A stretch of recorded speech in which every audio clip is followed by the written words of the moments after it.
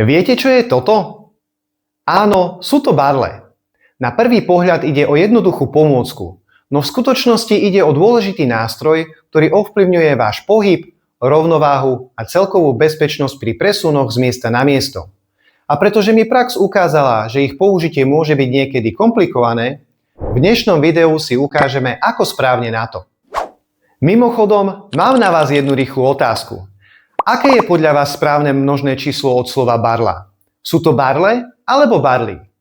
Ja som totiž narazil na protichodné informácie, preto použijem v tomto videu tvar barle. Napíšte mi do komentára, čo používate vy, rád si prečítam vaše názory.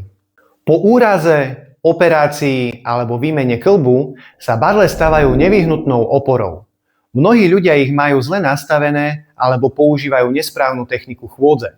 A práve spôsob, akým ich používate, rozhoduje o tom, či vám skutočne pomáhajú, alebo vám naopak komplikujú pohyb a spomaľujú zotavenie. Prvú vec, čo musíme urobiť, je správne ich nastaviť. Výška je taká, že vrchná časť barly nesmie byť pritlačená priamo do podpazušia. Medzi podpazuším a hornou opierkou by mala byť medzera približne 2 až 3 prsty. Rukovete nastavte tak, aby pri uchopení boli lakte mierne pokrčené, približne v uhle 15 až 30 stupňov. Druhá vec je státie. Postavte sa vzpriamene v bežnej obuvi. Barle si umiestnite po stranách tela tak, aby ich konce pevne dosadali na zem, približne 15 až 20 cm od chodidiel a mierne pred telom. Vytvoríte tak trojuholník, ktorý pomáha udržiavať stabilitu. Váha tela sa nikdy neopiera o podpazušie, ale iba o ruky a dlaňové úchopy. V tejto polohe by ste mali stať vzpriamene, bez nutnosti sa predkláňať alebo hrbiť. A teraz tá ťažšia časť. Začneme chôdzou po rovine. Podľa odporúčania lekára alebo fyzioterapeuta existujú rôzne režimy zaťaženia. Bez zaťaženia, kedy sa noha nedotýka zeme, čiastočné zaťaženie a plné zaťaženie. Chôdza bez zaťaženia sa používa po operáciách alebo zlomeninách, kedy nesmiete stúpať na postihnutú nohu. Posuniete obe barle dopredu asi na dĺžku jedného kroku. Chorú nohu posuniete dopredu, váhu tela presuniete na ruky a zdravú nohu prisuniete k barlám. Ak máte už dovolené čiastočné zaťaženie, postup je rovnaký. Najprv barle dopredu, potom slabá noha k barlám. Tu už môžete položiť špičku na zem a potom prisuniete silnú nohu k slabej. Dávajte si pozor na jednu dôležitú vec. Ak chcete, aby bola chôdza bezpečná, nikdy neprekračujte rovinu barly. Trojholník, ktorý vás chráni pred pádom, sa zmení na trojholník, ktorý pád podporuje. Prekračovanie barly je najčastejšou chybou, s ktorou sa stretávam a je aj hlavným dôvodom pádov v rehabilitačnom procese.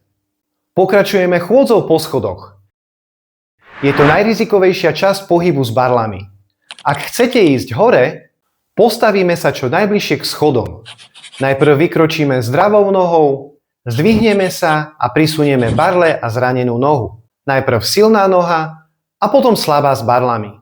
Ak chcete ísť dole, najprv položíme barle na nižší schod, prisunieme zranenú nohu a až nakoniec silná noha.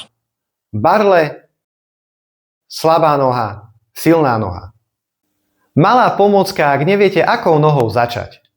Dobrá noha ide hore do neba a zlá noha ide dole do pekla. Ak máte zábradlie, využite ho, no nikdy sa neponáhľajte. Rýchly pohyb neodporúčam ani pri otáčaní alebo zmene smeru. Zastavte sa, barle posúvajte v malých rozsahoch spolu s telom a robte pomalé kroky. A ešte si ukážeme vstávanie a sadanie. Pri vstávaní sa posunte na okraj stoličky, držte barle z vonkajšej strany a nie z vnútornej strany, presuniete váhu tela na silnú nohu a s pomocou rúk sa postavíte. Alebo držite barle v jednej ruke, druhou sa opriete o stoličku a postavíte sa na zdravú nohu. Nezabudnite si hneď dať barle do rúk a pred seba, aby ste vytvorili ochranný trojuholník. Ak si chcete sadnúť, otočite sa chrbtom k stoličke, tak aby ste ju cítili na zadnej strane kolien. Vytiahnete barle spod pazuchy, ale stále ich držíte a pomaly si sadnete. Alebo ich vytiahnete spod pazuchy, dáte si ich do jednej ruky, druhou rukou si chytíte stoličku a pomaly si sadnete. Tu si dávajte hlavne pozor, aby ste barle nemali pod pazuchou, aby ste si neublížili. Ešte pár odporúčaní. Noste pevnú a protišmikovú obuv a nie šľapky. Vyhýbajte sa mokrým povrchom, počas chôdze držte rovné telo a pozerajte sa dopredu. A ešte neponáhľajte sa a pravidelne kontrolujte stav barlí. Ak som na niečo zabudol, máte otázky alebo ak potrebujete návod pre inú pomôcku, napríklad na francúzsku barlu, neváhajte mi napísať do komentu. Nezabudnite tam pridať aj svoj názor pre množné číslo slova barla, aby som v tom mal konečne jasno.